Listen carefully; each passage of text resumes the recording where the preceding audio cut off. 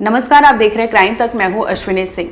SDM बनने के बाद एक और ज्योति मौर्य है जो एसडीएम बनने के बाद अपने पति आलोक मौर्य से पीछा छुड़ाना चाह रही है।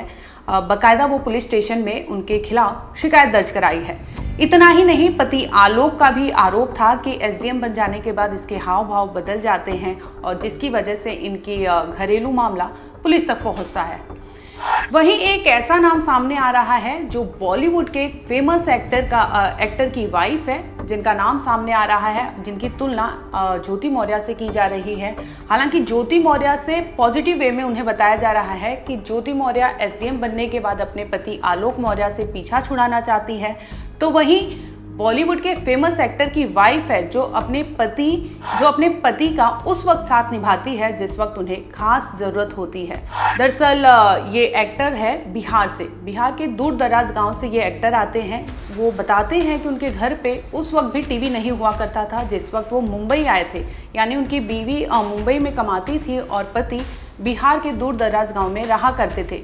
इसी दरमियान पत्नी ने अपने हस्बैंड को बिहार से बुला लिया कि तुम मुंबई आ जाओ और यहीं पे कुछ ट्राई करो। हालांकि उन्हें एक्टिंग का शौक था, जिसकी वजह से वो साल 2004 में मुंबई आ जाते हैं। मुंबई आने के बाद वो काम की तलाश में शुरू हो जाते हैं, जहाँ यहाँ वहाँ घूमने लगते हैं। इसी दौरान उन्हें कई छोटी मोटी फिल्में मिलती है, छोटे मोटे किरदार निभाते हैं, लेकिन सक्सेस नहीं मिल पाता।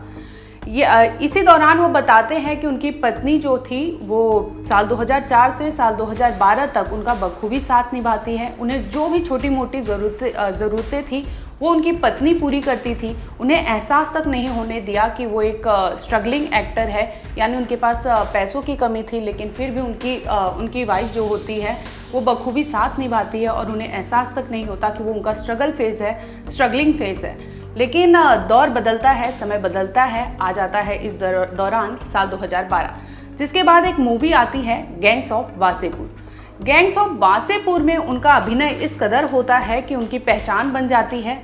अमूमन आज सभी लोग उन्हें कालीन भैया उर्फ पंकज त्रिपाठी के नाम से जानते हैं। हम बात कर रहे हैं पंकज त्रिपाठी के वाइफ मृदुला त्रिपाठी की। पंकज त्रिपाठी ने दरअसल कौन बनेगा करोड़पति 13 के एपिसोड में अमिताभ बच्चन से कहा था कि उनकी वाइफ जो है मृदुला त्रिपाठी, उन्हें बिहार से साल 2004 में मुंबई बुला लेती है।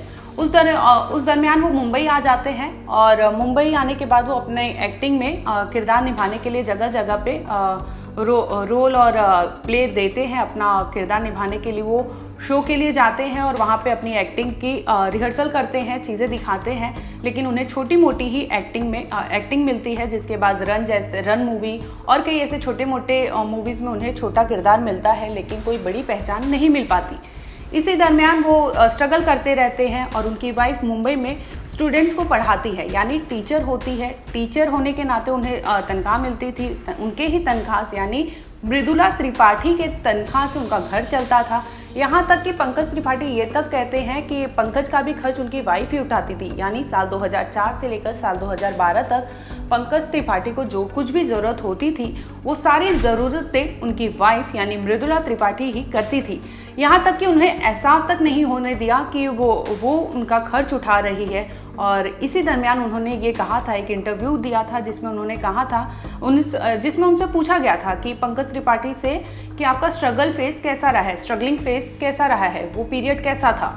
तो पंकज त्रिपाठी उसे याद करते हुए कहते हैं कि मुझे ऐसा तो याद नहीं, लेकिन अब मुझे लगता है कि संघर्ष के मेरे पीरियड मेरी वाइफ के साथ साल 2004 में जब मैं मुंबई आया था उससे लेकर साल 2012 तक थे, जब उनकी वाइफ घर के खर्च चलाती थी। हालांकि इनकी ज़रूरतें बहुत सीमित थी, जिसकी वजह से इनका छोटा घर था और इनकी ज़रूरतें पूरी होती थी, तो ये खुशी से वहाँ पे रहा करते थे। इस दरमियान इन दोनों के बीच की अंडरस्टैंडिंग भी, मैच्योरिटी भी बहुत अच्छी थी, जिसकी वजह से इन्हें कोई तकलीफ नहीं होती थी।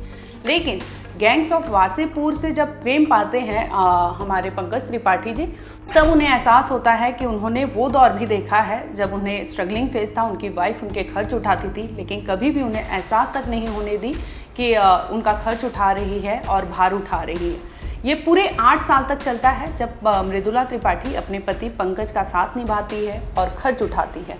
वहीं एसडीएम ज्योति की बात करें तो आलोक मौर्य बखूबी अपने पत्नी यानी एसडीएम ज्योति मौर्य को पढ़ाते हैं, उन पे खर्च करते हैं, लेकिन जब वो एसडीएम बन जाती है तो उनके हाव भाव बदल जाते हैं। इसी दरमियान आलोक ने देख लिया था अपनी पत्नी को अवैध तरीके से किसी और गैर मर्द के साथ, जिसकी वजह से उनके रिश्तों में दरार आने लगी और बात पुलिस तक पहुंच जाती है।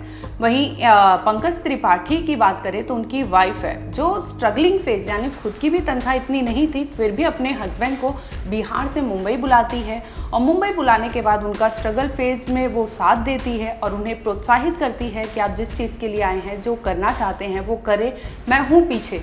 तो ऐसे में पंकज को अपनी पत्नी का साथ मिलता है और वो अपने किरदार के लिए दर दर भटकते हैं। इसी दरमियान उन्हें ब्रेक थ्रू मिलता है गैंग्स ऑफ वासेपुर से, जिसमें उनकी पहचान बनती है।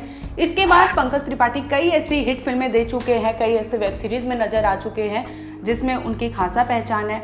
हम बात करें सीरीज़ मिर्ज़ापुर की तो उनमें भी उनका खास पहचान है, जिसमें उन्हें कालीन भैया के नाम से जाना जाता है। इसके साथ ही पंकज त्रिपाठी ने एक बात और बोली थी कि दरअसल मुंबई जो भी एक्टर आते हैं वो स्ट्रगलिंग फेज होता है उनका। कई ऐसे बताए हैं, चाहे हम राजपाल यादव की बात कर लें, चाहे नवाजुद्दीन सिद्दीकी की बात कर ले।